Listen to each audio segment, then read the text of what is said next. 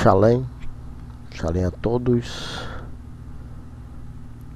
nascidos de Yahushua, todos que participam conosco, estão nos acompanhando nesses estudos.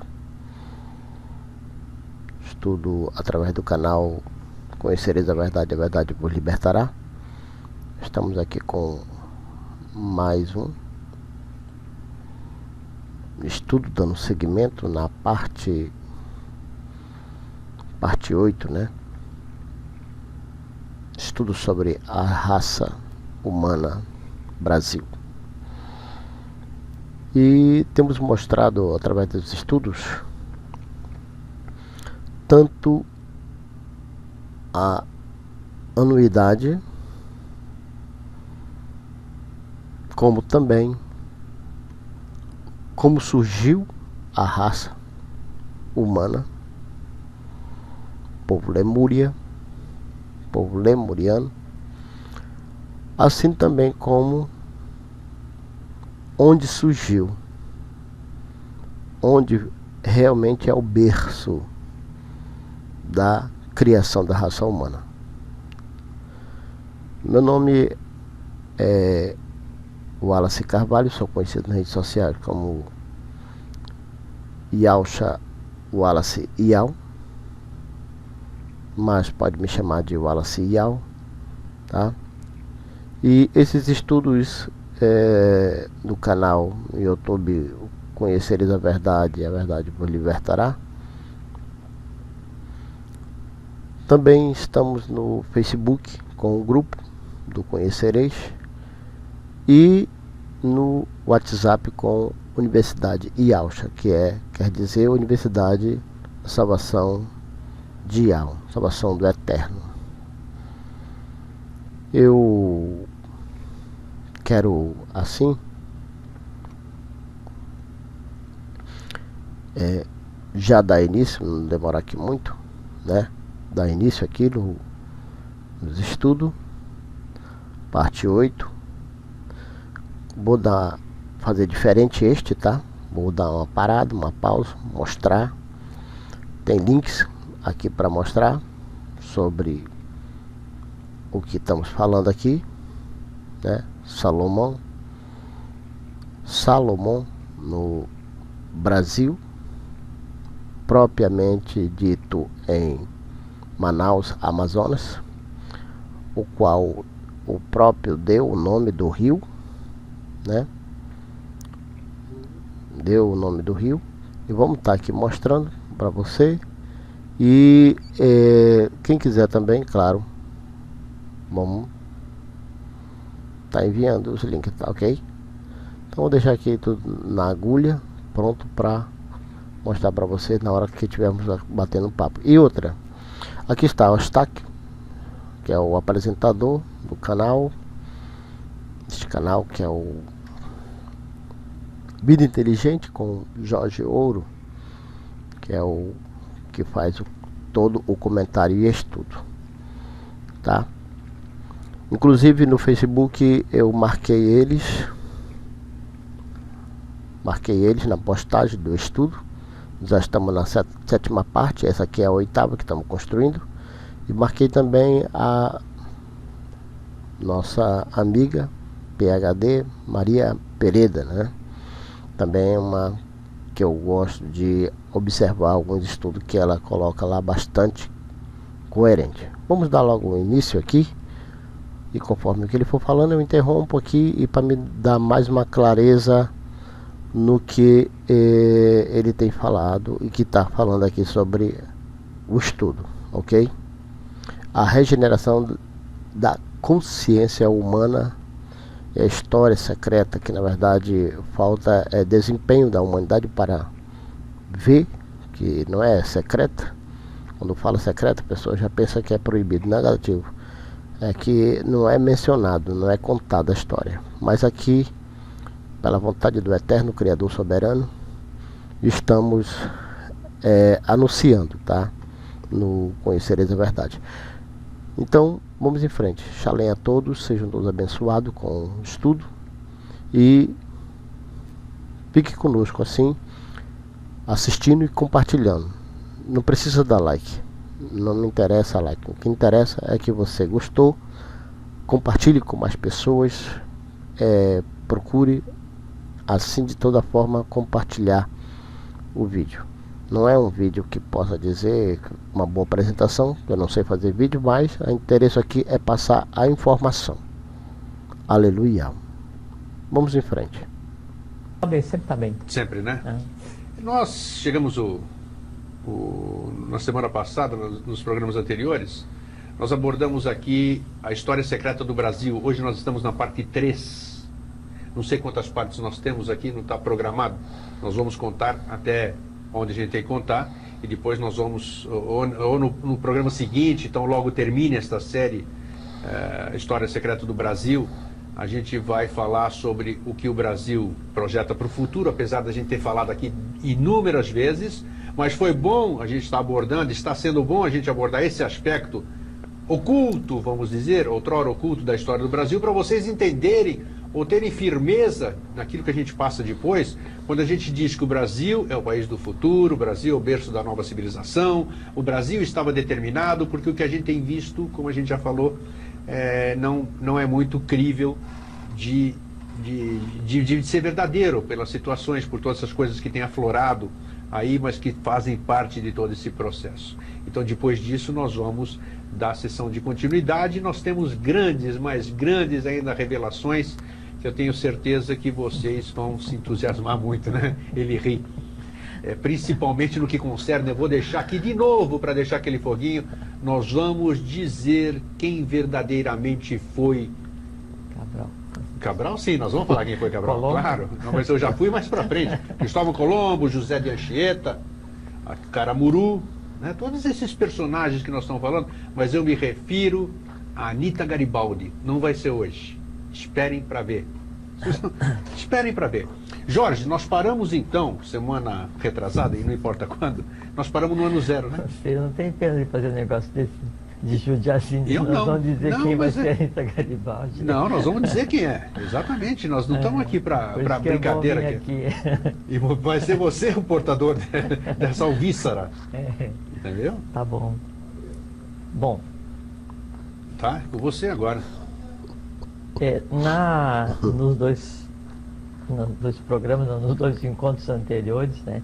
Então a gente traçou o caminho da pré-história, da proto-história mundial e como isso apontava em direção ao Brasil, apontou em direção ao Brasil, e a gente mostrou que isso que aconteceu com o que a gente chama hoje de descobrimento e depois essa miscigenação que ocorre ainda hoje no Brasil, que junta todos os povos no Brasil para formar uma raça nova, né? Isso sempre aconteceu, né? Desde aí começou por volta de 1100, 1120 antes de Cristo, com a vinda da primeira leva de fenícios. Aí trouxeram os cários, aí os fenícios passaram a pegar os tupis nas Atlantilhas. Os tupis foram para a Bolívia, depois vieram para os fenícios, aí vieram pela bacia ali do delta do Parnaíba, entraram pelo Maranhão, pelo Amazonas e começaram a formar o que seria a base do que a gente chama hoje de raça brasileira. Só que era uma preparação. Venezuela, que você falou também, né? Quem entrou por lá? Não, na Bolívia. A Bolívia, tá. Não, desculpa, Caracas, na Caracas, na Venezuela, exatamente. Poxa, é que Bolívia tem um outro Manu, mas não é o assunto hoje. Do Lago Titicaca, coisa assim, mas hoje não vamos falar nisso. Vamos lá. Vamos pegar assim, na Venezuela, então os fenícios vieram, e aí enquanto eles se misturavam com os tupis, com os fenícios, e vinham para o Maranhão e para o Amazonas, e também os cários entraram pelo delta do Parnaíba. Aí então o Sumé, filho de Manco Cápac e Mamaoco, desce do Peru, vem até o final da América do Sul, entra pelo sul do Brasil com um tipo de Inca já misturado com um Tupi, que seria o Inca Volã e o Tupi Cabaiú, né? São tipos diferenciados de seres gerados especificamente para vir pelo Brasil e se fixar no Mato Grosso, né? Que é daí a origem de todo esse movimento do qual eles derivaram, que daí do Mato Grosso até o Amazonas se situava a quarta cidade Atlantis, né? que tinha a ver com a tônica do futuro, esse tipo de coisa assim. Então todas as lendas apontavam para cá. Deixa eu só te interromper uma coisa, porque me veio na cabeça que as pessoas me cobraram, inclusive hoje, você não imagina as encrencas que eu arrumo fora daqui, encrencas no bom sentido. Quando eu troco ideia com o pessoal, que a gente conversa, que eu te convidei, inclusive, eu vim para você ir lá um dia no meu escritório, questionamos muito ali, é difícil para as pessoas compreenderem, ainda hoje estava discutindo isso, sobre a antiguidade do homem sobre a Terra, não sob, né? Sobre é outra história. Pior ainda, né? Pior ainda. Sobre a Terra, porque ele diz que tá não sei o quê, foi para a paleontologia, não sei, tá comprovado que o homem tem 120 mil anos, sei lá quanto tempo.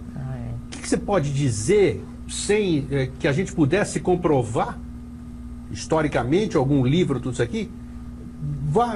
Passa para mim e para o nosso telespectador o lugar mais remoto, vamos dizer, de um indício do homem que tenhamos registro, vamos dizer. Que ele disse, não, porque já acharam o osso desse, acharam o osso daquele, fizeram o teste disso, o teste daquilo, e parece que o homem é longevo para 140, 130 mil anos, sei lá quanto. 130 mil anos? Acho que sim, né? Não sei. Não, o homem branco, que é a raça ário-semita, que é derivada da quinta sub-raça atlântica. Somos todos negros, né? Viemos todos dos negros, não, né? esse antes ainda. O ário-semita, então, ele sai da quinta sub-raça Atlante, né? Ainda antes de afundar a Atlântida a última vez, antes do último cataclismo Atlante, de onde derivou Poseidones, o Manu retira a semente da quinta sub-raça Atlante, o semita, e leva para a meseta do Pamir.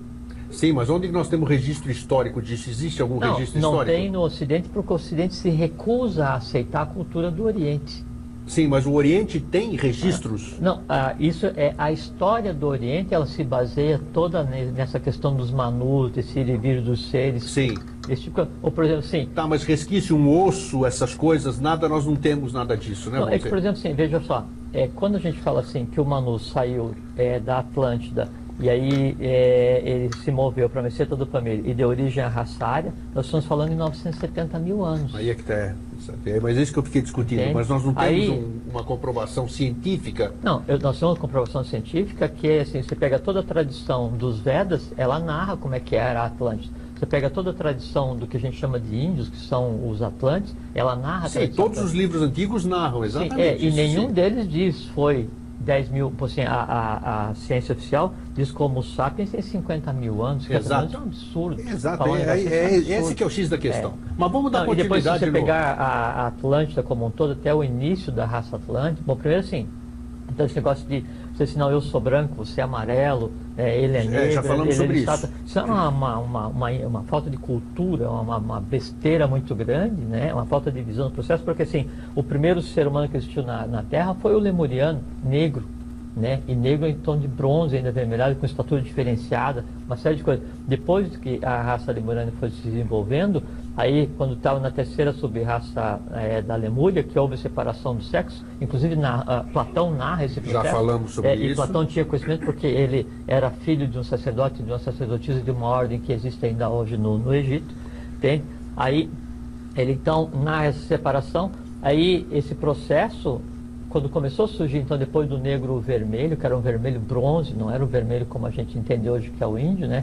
Então isso aí é uma coisa assim, 5, 6, 7 milhões de anos. Se você pegar a Lemúria desde o seu início, a gente tem 13, 14, 15 milhões de anos. Então você tem que contar, não em 1000 anos, mas qual é a era, né, geológica onde apareceu, né? Isso que remonta lá no final. Não, tudo bem, vamos voltar. E antes de mais nada, antes da gente continuar, só quero dar mais um alô. Continuamos ainda com o nosso aparelho chamado VM, que nos permite colocar os caracteres, o telefone daqui até as imagens. Então, nós continuamos com esse problema aqui, então não vamos apresentar imagens hoje. O telefone para você participar é 3222-1137, você que está fora de Florianópolis, preceda por 48-3222-1137. E se você estiver fora do país, coloque o 55 na frente se quiser passar um telefonema para nós. Também quero registrar aqui um abraço para uma telespectadora assídua lá da região dos Lagos do Rio de Janeiro, Araruama. Um grande abraço para as pessoas que estão lá nos assistindo. Do Marino. E a presença do Marino aqui, do nosso querido Marino, que hoje assistiu o time dele para vir aqui ver o time dele, que é o o país onde ele vive, escolheu para viver aqui, para nascer, né? Só uma coisa que me ocorre assim, com essa questão da comprovação acadêmica da longevidade da raça, né? Então, por assim, se no Brasil, né, a Academia Brasileira, ela se recusa a aceitar que existia um Brasil organizado antes de 1500, e aí, por assim, vem o Bernardo Azevedo da Silva Ramos, ele por 30, quase 40 anos pesquisa todo o norte, o nordeste e parte da Amazônia, a Amazônia é chamada Amazônia Legal, e aí ele escreve um livro, são 7 volumes, onde ele desenha e decifra mais de 3.000 inscrições em fenício, em grego, aramaico, egípcio. Aqui em território nacional. Brasileiro, Brasil. é uma obra conhecida mundialmente. Qual é o nome da obra? É Bernardo Azevedo da Silva Ramos, Inscrições e Tradições do Brasil Fenício, alguma coisa assim, o título exatamente é o nome Pode dela. pesquisar aí e conseguir. O livro a gente consegue, né? Se não conseguir, eu coloco a exposição para fazer cópia. Tá Entende? registrado. Vamos repetir mais uma vez o nome? É o nome do autor, Bernardo Azevedo da Silva Ramos, né? Inscrições e Tradições do Brasil Pré-Histórico, alguma coisa do gênero, não me lembro exatamente Hoje nós temos título a internet do aí para poder... Mas então são mais de 3.000 inscrições traduzidas, catalogadas, e lembra que a gente leu no outro programa, então é um trabalho que ele foi reconhecido, né, pelo Congresso, pela um organismo de estudo lá do Amazonas em 1920, como real. Então, a partir do trabalho dele, então ele diz, não, então realmente existiu uma raça anterior no Brasil. Então, se hoje os livros escolares se recusam a traçar a história do Brasil de 2000 anos, em vez de 1500 depois de Cristo, ela começou no mínimo em 1100 antes de Cristo, desconsiderando a questão da Atlântida, considerar só a vinda dos só mais recente aqui. 1100 antes de Cristo. Nem isso não se aceita. Tá. Não, isso tudo bem. Entende? Então, não... Vamos seguir. Tem um trecho aqui que eu queria ler. Esse livro aqui também é uma referência muito interessante. Aí esse eu não vou esquecer do título, porque está escrito aqui na capa, que é Fenícios do Brasil. Fenícios do Brasil é a antiga história do Brasil de 1100 a.C. a 1500 depois de Cristo. E o autor é Ludwig Scheinhagen. Isso o tal do Ludovico Chavinagua. Então tem uma coisa aqui que eu te pediria para você ler. Vamos lá. Que é muito interessante, e é só um parágrafo bem pequenininho.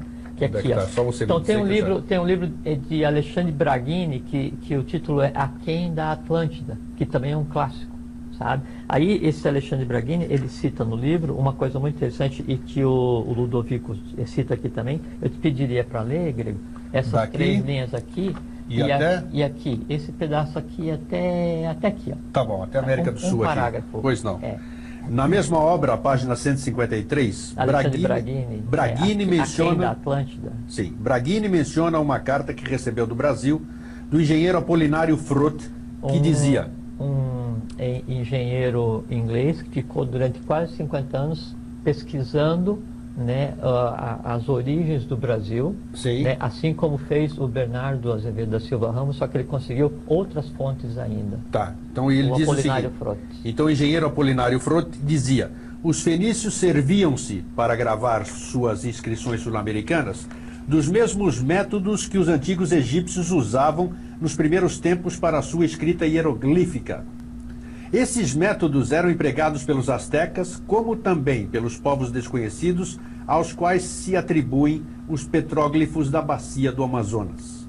O resultado de minhas investigações é tão surpreendente que eu hesito em publicá-lo. Para dar-lhe uma ideia, basta dizer que eu tenho em mãos a prova da origem dos egípcios, que nós já falamos aqui a semana passada, ou retrasada, né? Que os antepassados desse povo saíram daqui, da América do Sul, mais precisamente do Brasil, exatamente, é isso? Exatamente. E por uma razão muito simples, que daí nos sucessivos afundamentos da Atlântida, a região do Egito parte da Europa, o próprio Saara, Zera Mar sobe, desce e tal. E aí, em determinado momento, então, os atlantes que aqui estavam saem e começam a civilização egípcia com o primeiro, com Osíris. Aí já é mais recente, né? Uma coisa bem mais recente, sim, né? Sim, 3.000 anos. É um pouquinho mais. Um pouquinho mais. Antes de 9.654 a.C. Deixa eu só fazer essa referência, que eu gosto muito da gente passar a bibliografia aqui da coisa. O nome desse livro aqui que nós lemos, esse trechinho que o Jorge falou, por favor, anotem aí, tenho certeza que vocês vão querer ver também. Depois a gente pode colocar à disposição o nome do Sim. Mas pelo título do outro... Fenícios no Brasil, Antiga História do Brasil, de 1100 a.C. a 1500 depois de Cristo. Era uma editora chamada Editora Cátedra e o autor é Ludwig Schwenagen. Ludovico Chavinago. Os índios conheciam ele Chavinago. como Ludovico Chavinago. Aqui no Brasil. Então, Fenícios no Brasil. Pesquise aí no seu buscador aí da internet e você vai chegar lá. Esse livro que eu tenho em mãos aqui é de um Conterrâneo, né? pesquisador português, sim, conhecidíssimo no mundo inteiro. Sim. E que ele tem dedicado a vida a identificar as origens, os segredos que envolvem o Brasil e tal. Existem muitos artigos dele na internet. Sim, e ele se baseia, né, em 3 autores para criar essa obra. Né? 3 autores. Ludwig Schwenhagen. Sim. Eu não consigo pronunciar esse negócio. É difícil, Ludovico né? Chavinago. Ele era alemão ou não? É. O Ludovico? É. O Bernardo Azevedo da Silva Ramos e o professor Henrique José de Souza. Os 3 Sim. são as bases disso aqui. E esse daqui eu queria recomendar se alguém quisesse ler. É um livro, eu considero aqui, sensacional. É Esse um aqui livro muito interessante. vamos ver se dá para dar um close aqui. A nossa câmera Guel, né? A Mônica. Isso. A História Secreta do Brasil. Já deu. Olha que maravilha. É do Vitor Manuel Adrião. Isso mesmo. E vocês vão encontrar muito material sobre ele. Recomendo a leitura na internet. Vitor Manuel Adrião.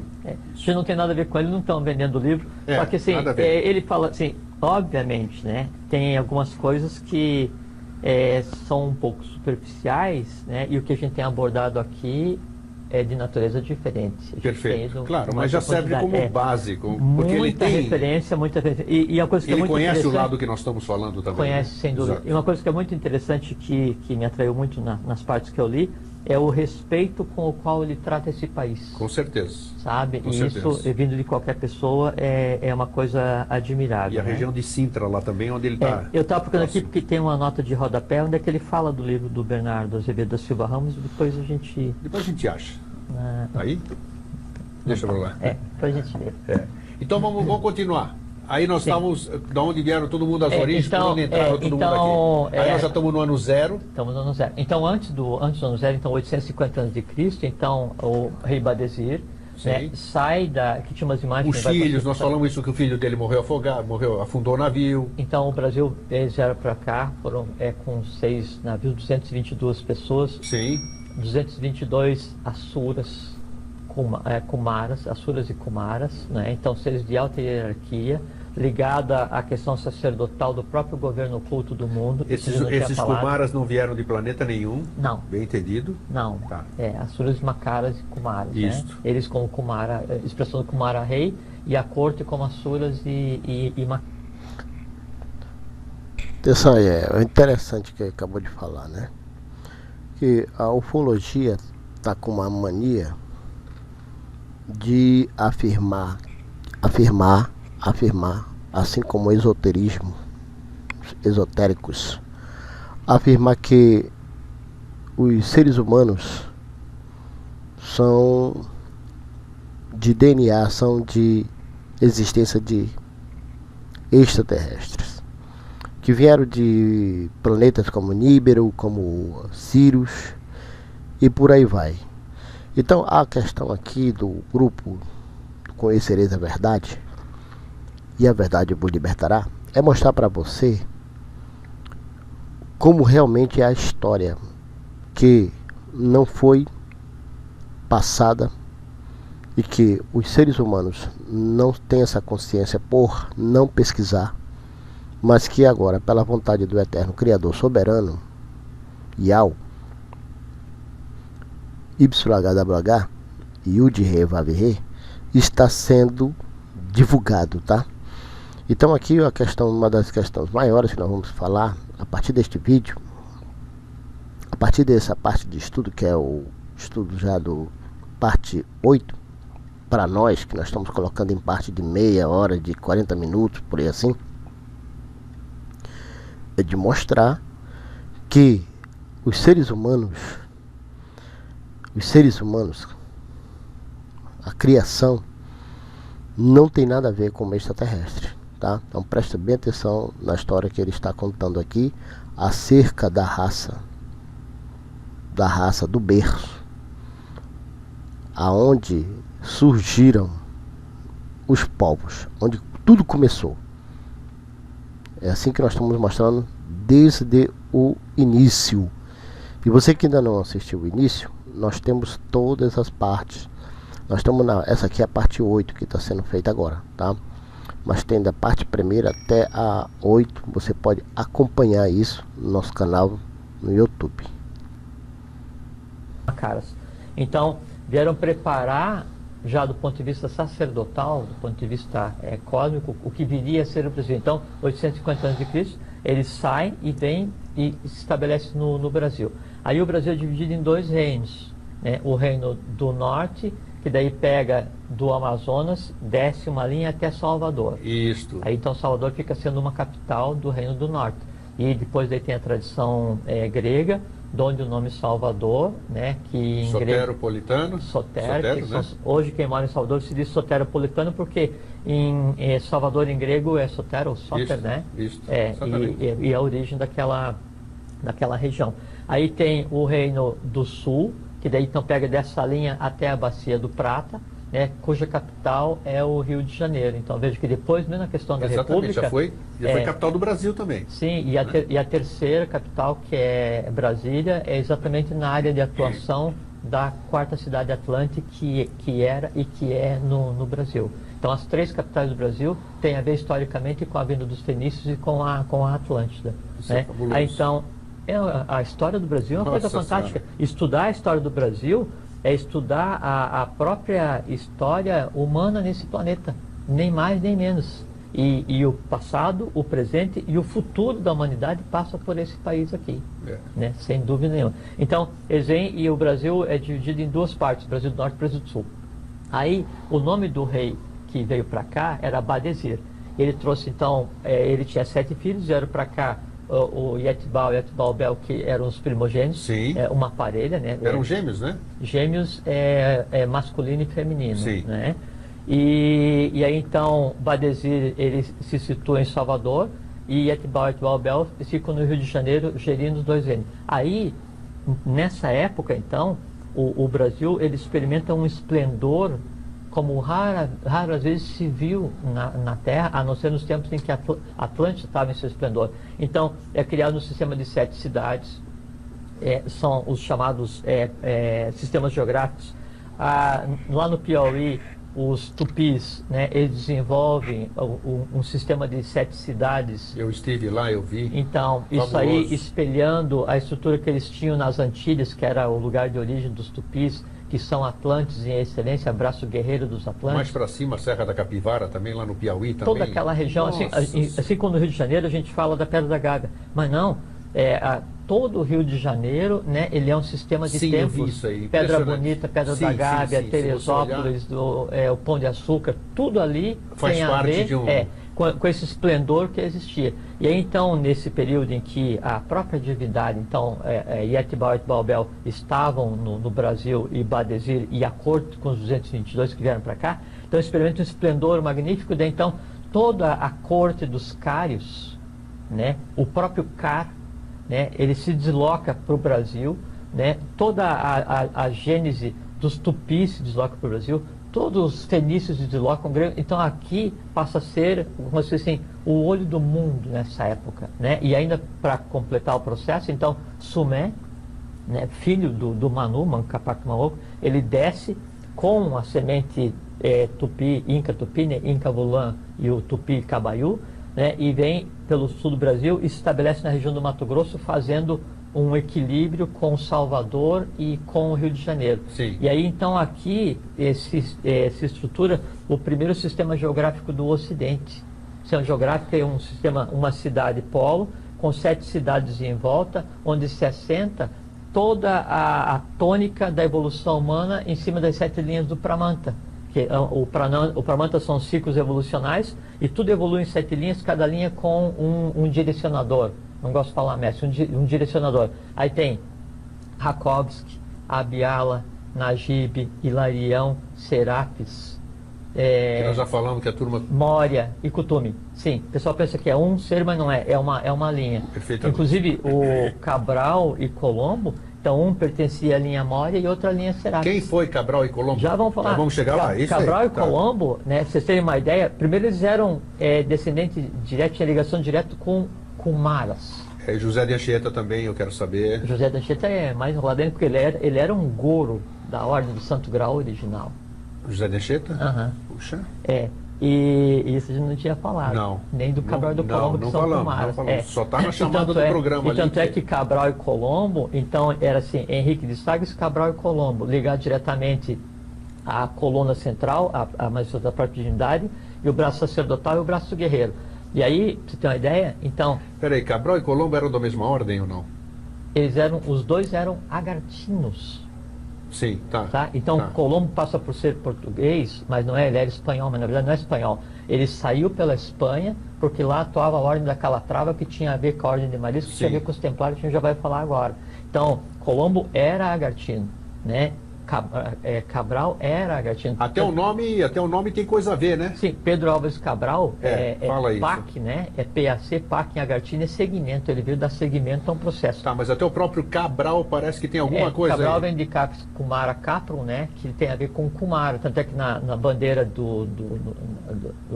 o brasão do Cabral, Sim. ele tem 2 cabritos, né? Embaixo e um em cima. É o Kumara Rei com as 2 colunas. E Isso tudo que nós estamos falando, você pode comprovar. Você pode acessar. Isso é história. História na hora que você pega assim, uma das velas, qualquer das velas que Cabral veio para o Brasil, você tem ali aquela cruz, que não tem a ver com a bandeira portuguesa, né? Mas tem a ver com a Ordem de Malta e com a Ordem de Maris, né? E também dos Templários de Abis, que foi quem subsidiou, quem pagou essa vinda para cá. Eles sabiam que era para vir para cá, já tinham vindo para cá. Então essa história de que eles descobriram tudo por acaso não existe, nem a América e nem o Brasil. Primeiro que não existe acaso, existe a lei da causalidade, onde a gente não compreende porque a mecânica é diferente. Agora, tudo foi exatamente sob medida. Tanto é que assim, a escola depois a gente volta para o Badesia, né? Que é a coisa que fala. Então, a escola do infante Dom Henrique de Sagres, que era o iniciado e que era mestre da Ordem de Maris, e tinha a ver com a Ordem de Avis, e com os Templários, e com a Ordem da Calatrava, e que depois derivou, quando a Ordem de Maris ela passa a atuar na Escócia, ela funda um rito escocês, misturado com o rito escocês maçônico da época do Egito. Nossa Senhora. Então, tem toda uma mistura aí, e sempre esses 3 à frente. Tanto é que quando foi a Revolução Francesa para acontecer, Cagliostro e São Germano, né? Então eles vieram, um veio de Cálide na Líbia e outro veio do Egito, né? Pra cá também? Não, né? É que assim, sim. Tudo, na época, na verdade, sim. Esse processo começou em mais ou menos 10.000 a.C., quando uma das embocadoras, um dos lugares que viriam a ter função hoje no Brasil, em 10.000 a.C. veio gente para cá para trabalhar antes da vinda dos fenícios ainda, quando a Atlântida ainda estava atuando.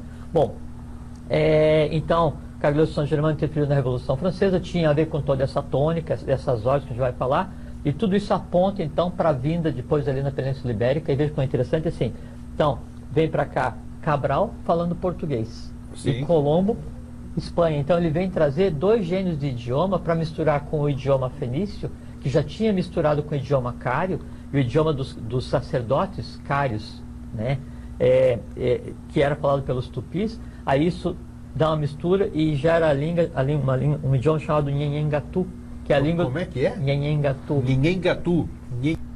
Atenção, é muito interessante agora prestar atenção acerca da língua brasileira.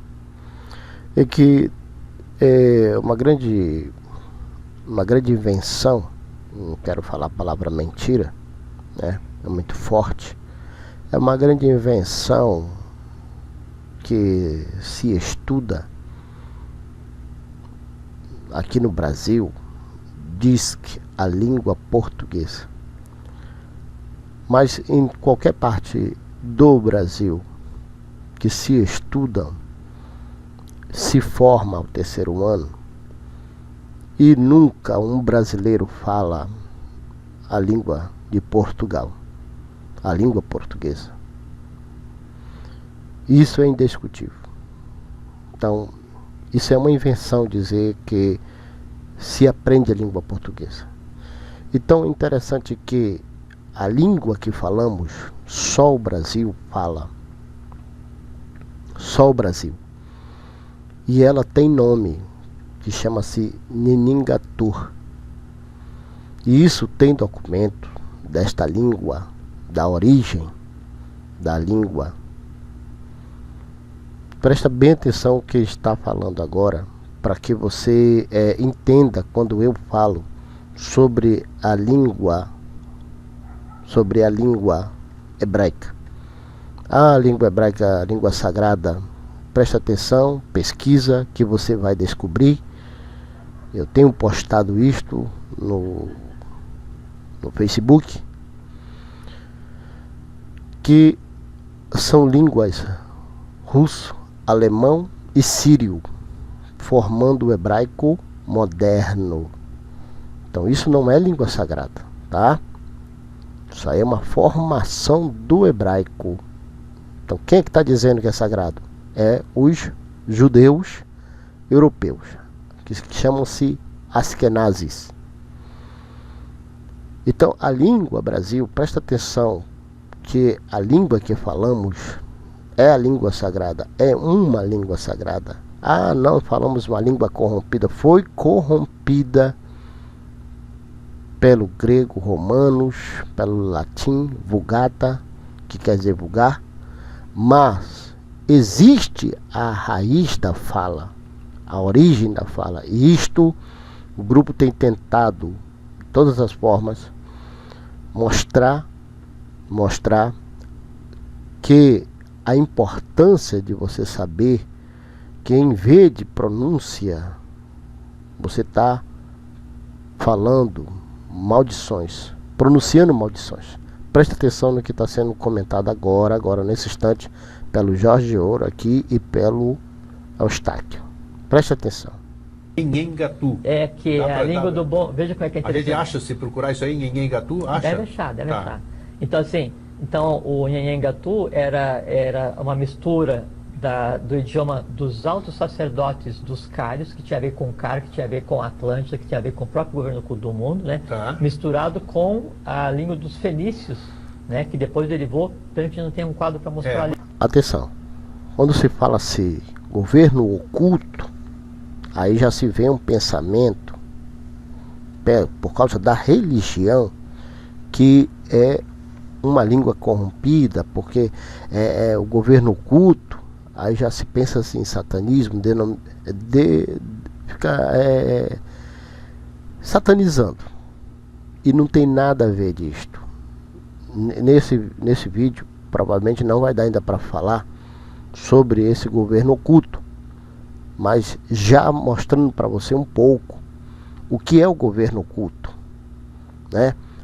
Tem outros estudos que nós estamos falando sobre o 666, sobre o Alfi, né? Estou sempre mostrando para você a simbologia, que o esoterismo também se aproveitou-se para formar um cabalismo, e no final das contas, feitiçaria, bruxaria, magia, tudo foram criado, inventado esses nomes pela religião, por seitas como o esoterismo, né?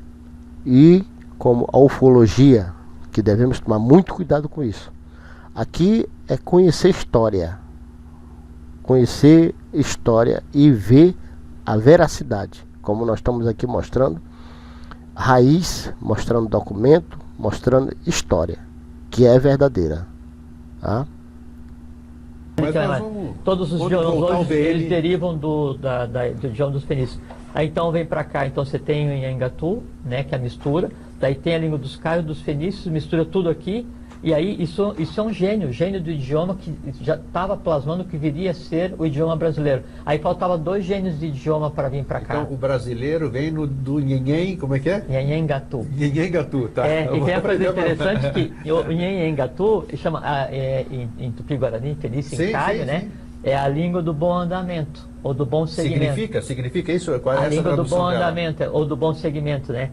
E o PAC, que é o nome do Pedro Álvares Cabral, é PAC em agartino, supondo, né? Dizem que PAC em agartino, PAC em agartino é segmento. Olha, então a insígnia do nome de Cabral, né? As 3 letras, né?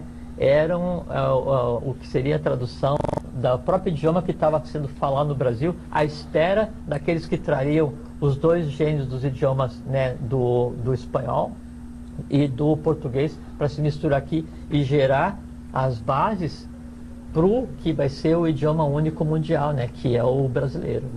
Olha o que você está falando. Você é corajoso, né, rapaz? Você é corajoso mesmo. Na verdade, não dói. Eu sei, eu também estou nessa. Vitam intendere vero, né? É dedicar a vida à verdade. Quer dizer que o idioma do futuro não é mais o inglês, não vai ser o mandarim também, que bilhões de pessoas falam. Entendeu? Entenderam bem? A língua do futuro sempre foi e sempre será a língua do bom segmento. A língua da raça Brasil. Então sempre o Brasil permanece com a sua origem.